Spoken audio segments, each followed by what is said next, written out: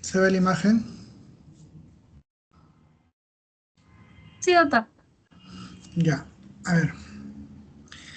Disculpen la hora, hablé con la delegada porque tenemos un poco apretado lo de las clases. La delegada va a coordinar a ver si el día viernes también es feriado, no sé qué, no sé cómo vamos a hacer las dos clases, las cuatro clases que siguen. Ya, a ver, aquí es creo. Ya, ¿se ve la imagen?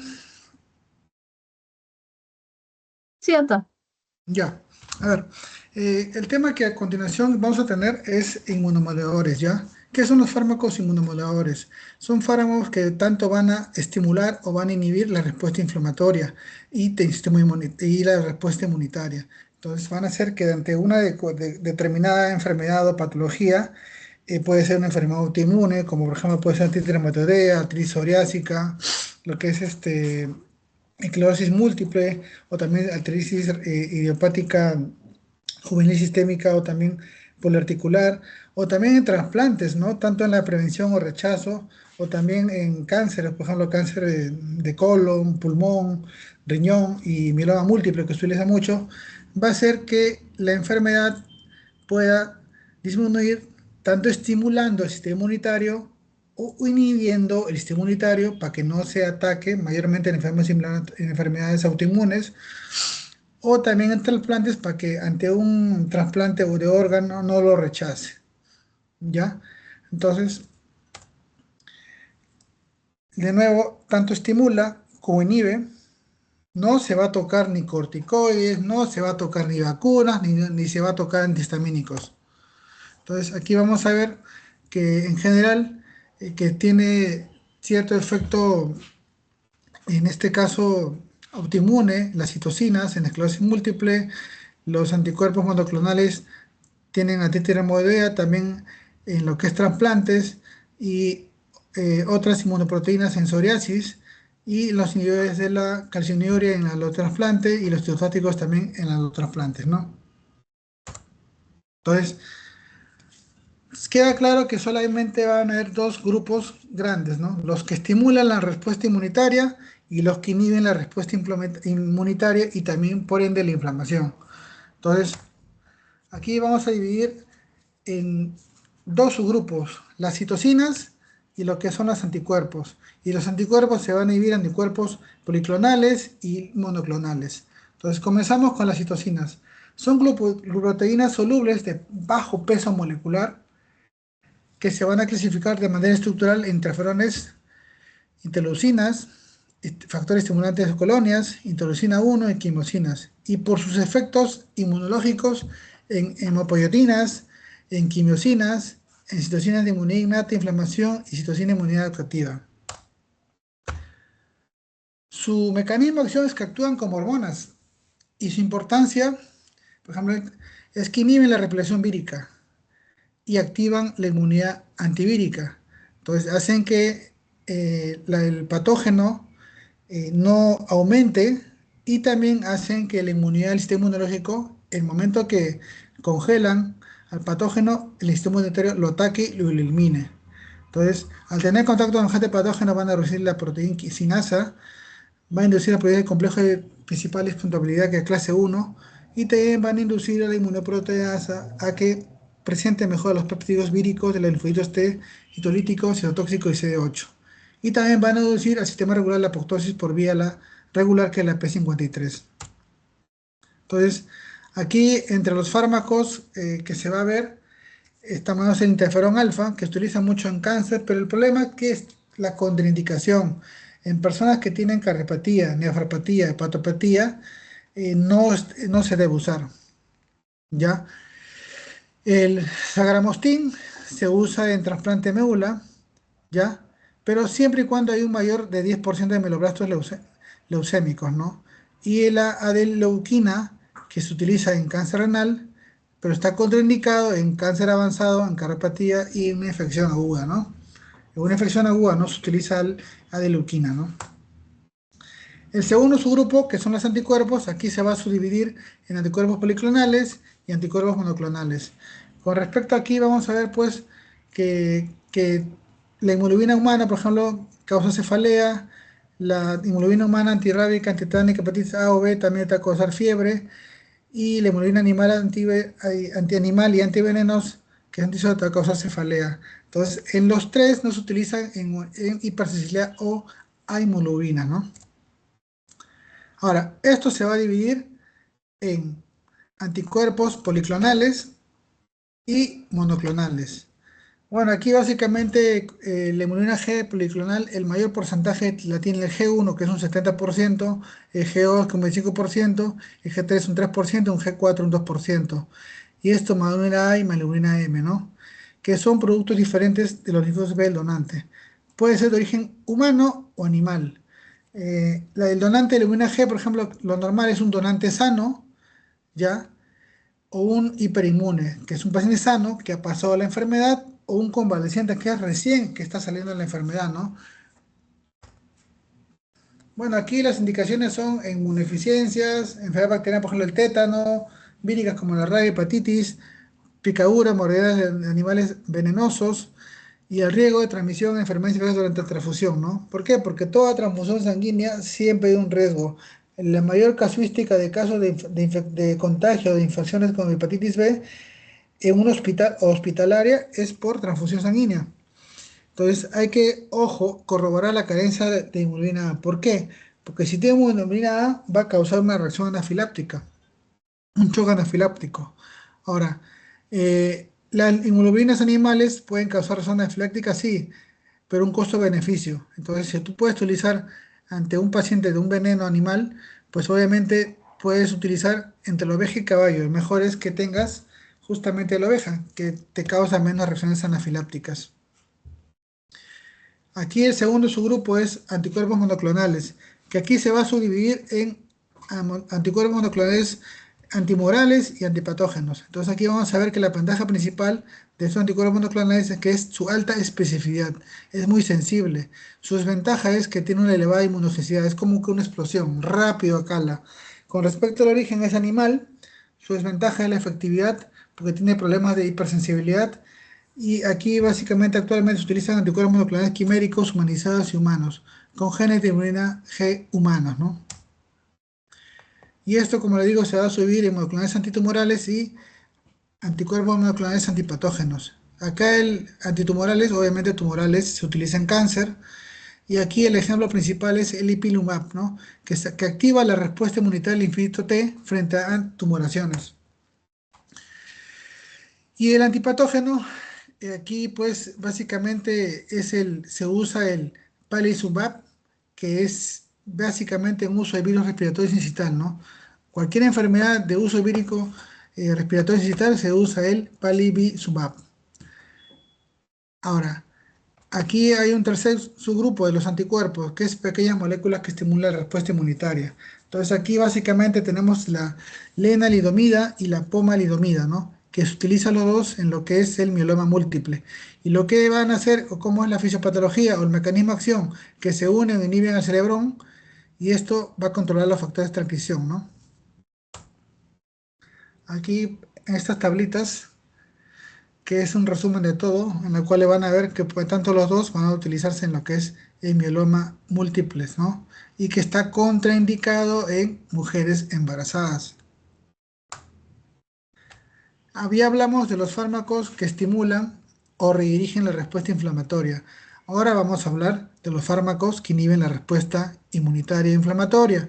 En este caso vamos a tener dos grandes grupos, las citocinas y los anticuerpos y otras inmunoproteínas.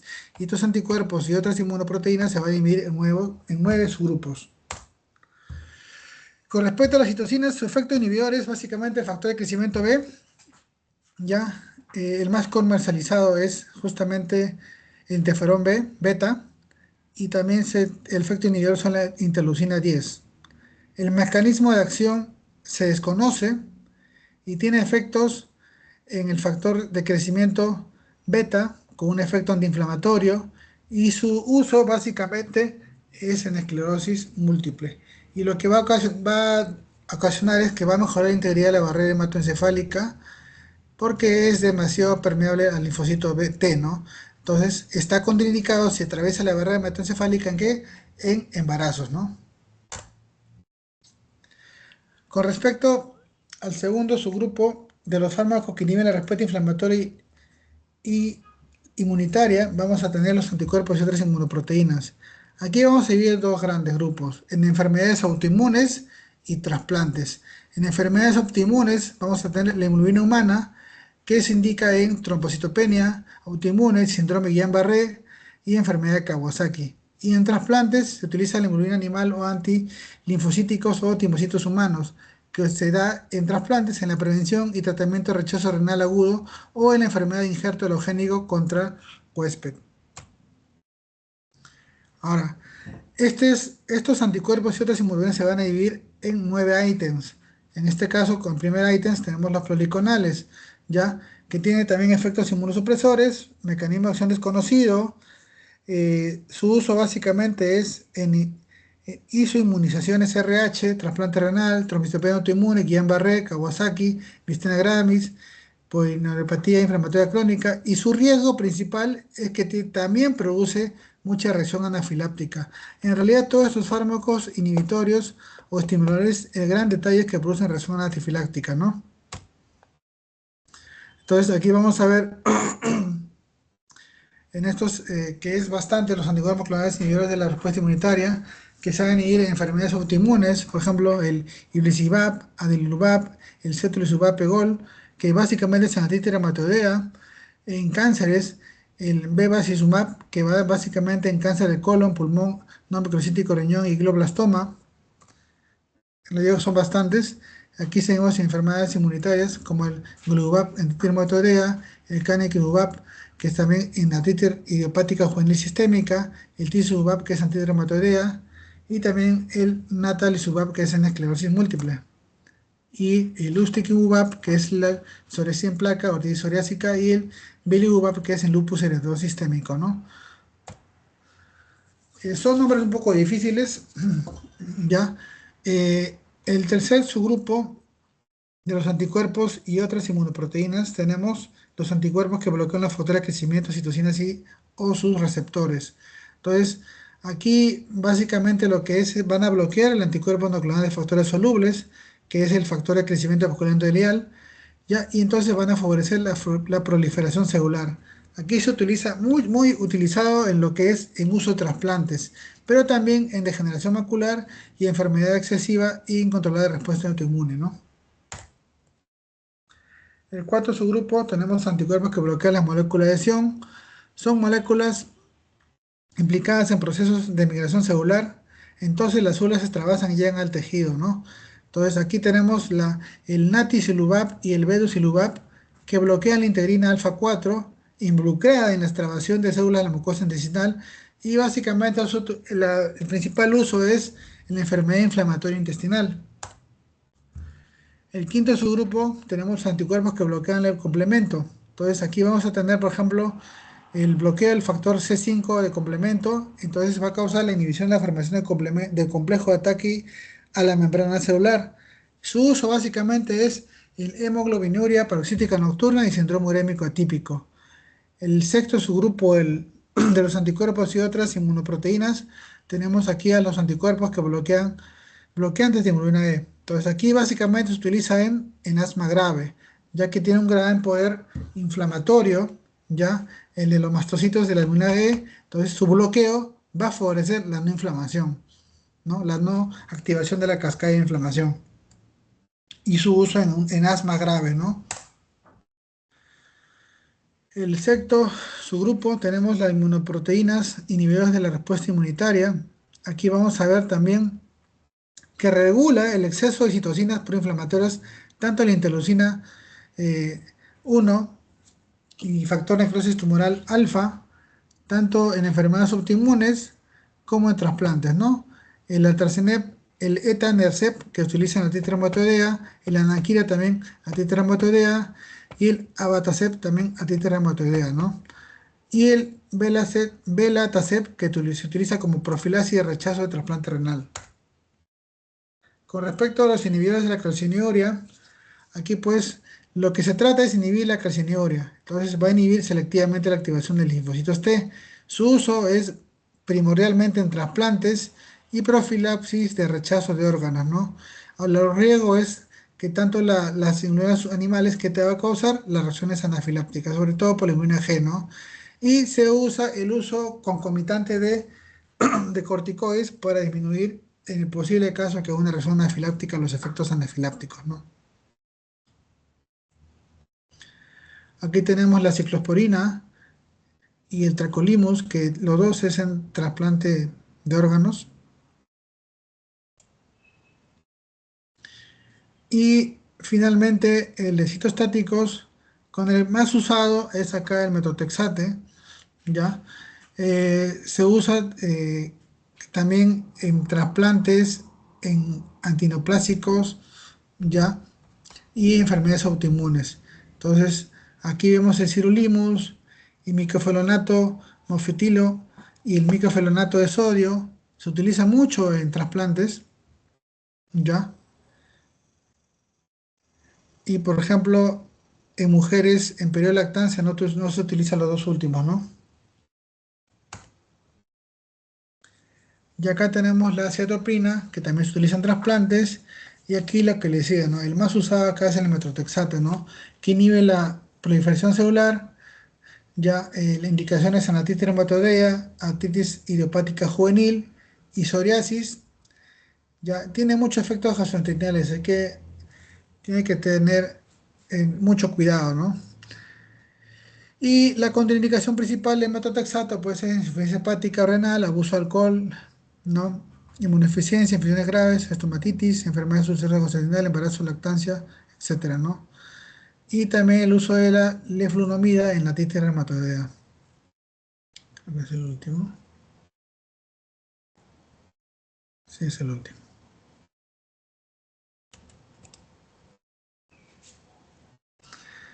Delegada, ¿está despierta aún?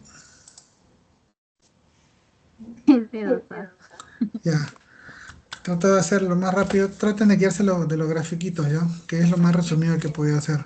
Los nombres son bien difíciles, pero traten de guiarse de las cositas que he subrayado, porque básicamente ahí lo que se rige es en lo que son en trasplantes, enfermedades autoinmunes, ¿ya? Te mando los PPT, ¿ya? Sí, por favor, doctor. Muchas gracias. Ya, gracias, hasta luego, buenas noches, Hasta luego. o buenos días, creo, no sé. Ya, hasta luego, cuídense, hasta Ya, luego. doctor, muchas gracias.